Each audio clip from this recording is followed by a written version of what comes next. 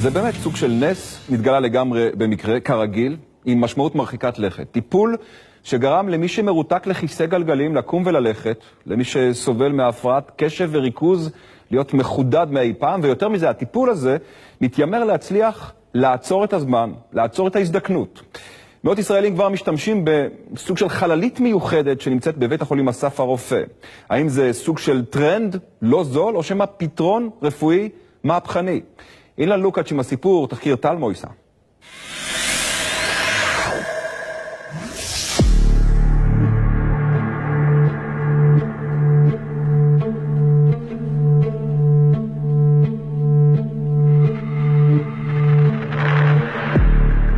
הטענות נשמעו בהתחלה לא כל כך הגיוניות. שיש מכונה שמי שנכנס אליה יכול לשפר את יכולות החשיבה שלו לכיוון קצה הפוטנציאל. שיש צינור פלדה שנראה כמו מסרט של וודי אלן שמשותקים קמים בו מכיסא הגלגלים. שקשי תפיסה התחילו אחריו לקרוא ומגמגמים התחילו לשיר.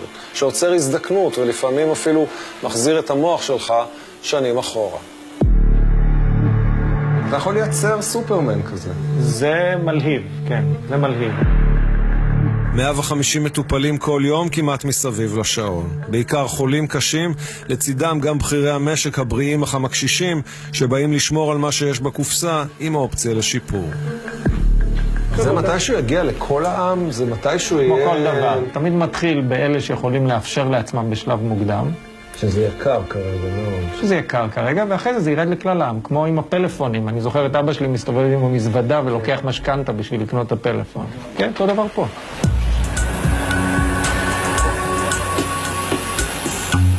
תאי הלחץ בבית החולים אסף הרופא הם היום המרכז הגדול בעולם מבחינת היקף המחקר וכמות המטופלים בתפוסה מלאה. החצר האחורית. האנשים ששם, הם נמצאים בעולם אחר. עכשיו אנחנו צריכים ליצור את העולם האחר הזה, זה כאילו מציאות שונה לחלוטין. אז אנחנו לוקחים את הגזים השונים, דוחסים אותם, ואז יש לנו בנקים של החמצן, של האוויר, של הליוקס, ומפה זה עובר פנימה. ההתייחסות שלנו לחמצן כאל תרופה, ככה נותנים אותו. תאי לחץ קיימים ברפואה עשרות שנים. הם התחילו כטיפול בנפגעי תאונות צלילה, וכיום הם משמשים בעולם בעיקר לריפוי פצעים פתוחים שאופייניים לחולי סוכרת. ועכשיו תפנית מפתיעה. והמקרה הראשון שהיה לנו פה, שככה משך את העין שלי, זה מקרה של בחורה צעירה יחסית עם סכרת, שהגיעה לפה בגלל פצע ברגל. הגיעה לטיפול בפצע ברגל, בהיסטוריה שלה היא עברה גם אירוע מוחי. ואז היא הגיעה לפה על כיסא גלגלים, היו מביאים אותה לטיפולים. הפצע ברגל נרפא, אבל היא גם קמה מהכיסא והתחילה ללכת. ואז כשאתה רואה כזה מקרה ראשון, אז אתה אומר, רגע, קרה פה משהו, אבל שים את זה בצד. לפעמים קורים דברים שאתה לא מבין. ואז היה מקרה שני ומקרה שלישי.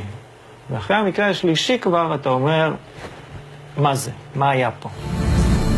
עוד ועוד מקרים הצטברו של שיפור נוירולוגי שקרה בזמן טיפול בתא לחץ, לפעמים שיפור דרמטי. בתנאים של ריכוז חמצן גבוה, התברר, יכולים לקרות למוח דברים נפלאים. מוח זה נוירונים, תאי עצב לא מתחדשים. ככה חשבנו בעבר. אוקיי, ככה חשבנו כשאני הייתי סטודנט. כן, גם כשאני הייתי סטודנט. גם בטקסטבוקים שאני קורא כתוב את זה. אז מה קרה בינתיים? אנחנו רואים דברים אחרים. זאת אומרת, מה שאנחנו מביאים כגישה חדשה, אנחנו מסתכלים על המוח כרקמה. המוח, כמו רקמות אחרות בגוף, יש לו צרכים בסיסיים שהוא צריך כדי לחדש רקמה פגועה. לדוגמה, אם יש לי פצע ברגל, ואין לי אספקת חמצן טובה לפצע ברגל, הפצע לא יירפא. כי לא מגיע חמצן. אז אין לך את האנרגיה שאתה צריך לתהליכי הריפוי. אותו דבר קורה במוח. חלק מהנזק, אומר פרופסור אפרתי, הוא יכול לתקן גם הרבה שנים אחרי השבץ או חבלת הראש. הוא עושה הדמיה מוחית מורכבת שמראה איזה תאים מתו, אלה החלקים שמודגמים בכחול, זה חלק אבוד. איזה תאים חיים, תקינים, זה בצהוב ואדום. החלק המרתק נמצא באזורים שבירוק. אלה תאים שאחרי הטראומה נכנסו לתרדמת חורף עמוקה.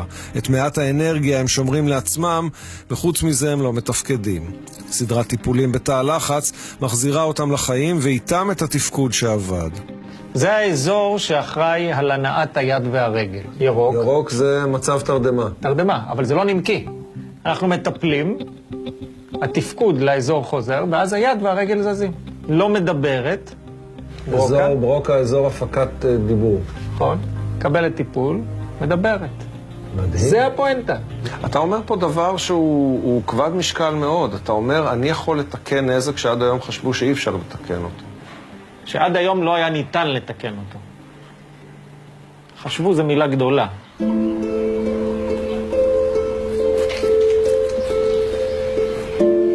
אלי גניש הוא בן 25 כיום. כשהיה תינוק בן חודשיים, אמא שלו מצאה אותו בעריסה וכולו מכחיל. בבית החולים הצילו את חייו, אבל אחרי דקות ארוכות בלי חמצן למוח, נשאר נזק.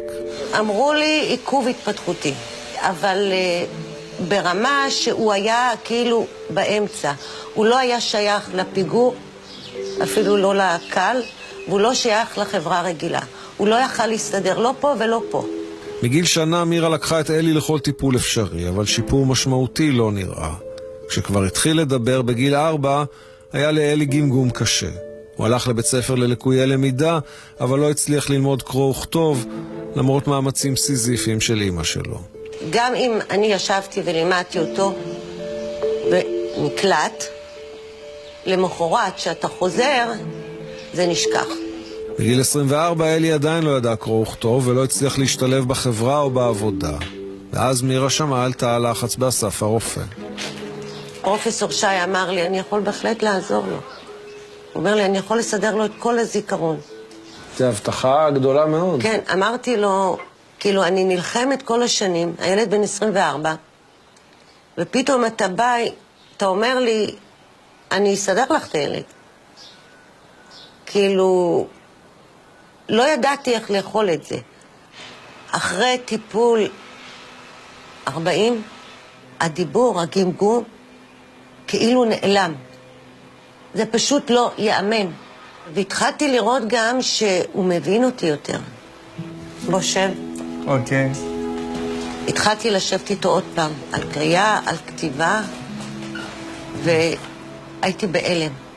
כאילו הסברתי לו פעם, פעמיים, זהו. הילד עובד. אני אגיד לך ואתה תגיד לי זוגי או אי זוגי. אוקיי? 40. זוגי. יפה. 61. לא זוגי. נהדר.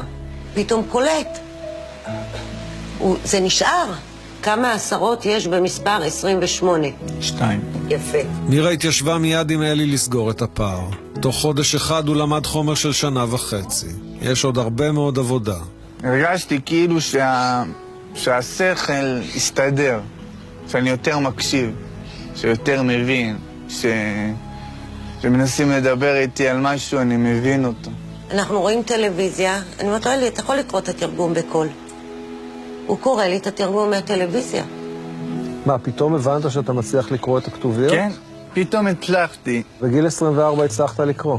כן. זה כאילו אני נכנסתי לתוך פריזר ויצאתי תוך 25 שנה. כמה זמן זה יכול להיות אחרי? אני יכול לבוא לך 20 שנה אחרי זעזוע מוח. הבן אדם שהוא הכי הרבה זמן אצלנו זה אישה שהיא נפלה במדרגות בגיל 2 והיום בת 46. והיא גדלה כמוגבלת כל החיים שלה, מוגבלת שכלית מבחינת זיכרון, קשב, ריכוז. קפצה מדהים. היום היא התחילה לעבוד. זאת אומרת, שבוע שעבר היא התחילה לעבוד. מאז שהשחקן אורי הוחמן זוכר את עצמו, הוא סחב הפרעת קשב וריכוז לא פשוטה, ובכל זאת נהיה שחקן. זה קצת קשה עם אדם קשב וריכוז, על אחת כמה וכמה שחקן, נראה לי שאם יש לו בעיות קשב וריכוז ובעיות זיכרון, אז זה די צרה צרורה, אני חושב. לתא הלחץ הוא הגיע כדי לטפל בכאבים של תאונת ספורט שעבר. הכאב הוא קל, אבל אז הוא שם לב שקרה עוד משהו. הפרעת הקשב שליוותה אותו כל חייו פחתה באופן משמעותי. עכשיו הוא יכול לשחק ב5 הצגות במקביל. קל לי הרבה יותר לקרוא, קל לי יותר לזכור. פחות אני מגיע עם האופנוע בבוקר למקומות שאני לא יודע אם כיוונתי להגיע אליהם, שזה גם היה קורה לי, פחות שם את הפלאפון במקרר. כל יום אנשים סופגים חבטות בראש, תאונות, נפילות. לא תמיד מי שעבר זעזוע מוח יודע שזה מה שקרה לו. גם אם נדמה שהכל יסתדר, אחד מכל 3 יישאר עם נזק. יתחיל להידרדר, בעיות בעבודה, בעיות זיכרון, דיכאון. הרבה פעמים לא יקשרו את זה לאירוע. ופה אני החלקתי כנראה מפה, הרגליים שלי מתישהו היו פה, ככה, ונשכב ככה, ודופק את הראש, את הכתף פה ואת הראש פה. בודק, אין דם, הכל שלם, מזיז ידיים, הכל זז. זהו, עכשיו מה, שבת בבוקר, מה, אני אלך למיון עכשיו, אני אלך זה, לא קרה כלום בעצם. דקה קטנה בראש, בסדר, יעבור, אני לא ילד, יעבור. כמעט 5 שנים אחרי החבטה האיומה ההיא, הגיע חיים לטיפול בתא הלחץ. הוא קיווה שהכאב יעבור והוא לא יצטרך להשתמש בסטרואידים. וגם פה, הכאב עבר, אבל לא רק זה שבכתף. כשהתחלתי את הטיפול בתא לחץ, תוך 5 ימים, המצב הנפשי שלי התהפך לחלוטין. רק אז הבנתי באיזה דיכאון הייתי שרוי 5 שנים. זה לפני הטיפול, זה אחרי הטיפול. זה מעטפת המוח וזה מעטפת המוח. בגיל 59 חיים שם לב שהמוח שלו מחודד כמו שלא היה כבר הרבה שנים. לזה הוא לא כל כך ציפה. עכשיו, עשיתי גם אגב לפני תחילת הטיפולים מבדק קוגניטיבי מאוד רציני, ועשיתי את אותו מבדק גם אחרי הטיפול. בהקשר הזה, אצלי נמצא שיפור של 20-22% בתפקוד הקוגניטיבי. זה תוצאות חד משמעיות, זה לא איזה סטיית תקן של 4-5%. אז פתאום חזר הזיכרון.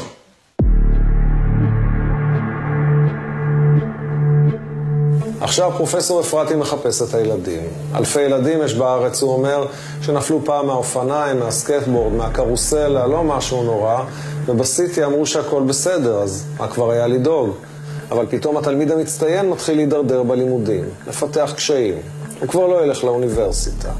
וההורים לא חושבים שיש בכלל קשר לנפילה. הרי אמרו שהכל בסדר, והם לא מעלים בדעתם שאולי אפשר לתקן. אל תאי הלחץ באסף הרופא מגיעים עם הפניה מרופא או גם באופן פרטי. זול זה לא. סדרה של 60 טיפולים פני 2 שעתיים תעלה 24,000 שקל. אני יכול לבוא גם עם הכל בסדר אצלי? נגיד אני בא ואני אומר, תקשיב, הכל מצוין אצלי, הכל בסדר, אבל אני רוצה יותר. זה ה-enhancement, מה שאנחנו קוראים. enhancement, אוקיי. הדוגמה הקלאסית של זה ספורטאי על. אנשים חושבים שספורטאי על זה גוף, אבל לא, מסי זה לא גוף, זה מוח מדהים. אוקיי?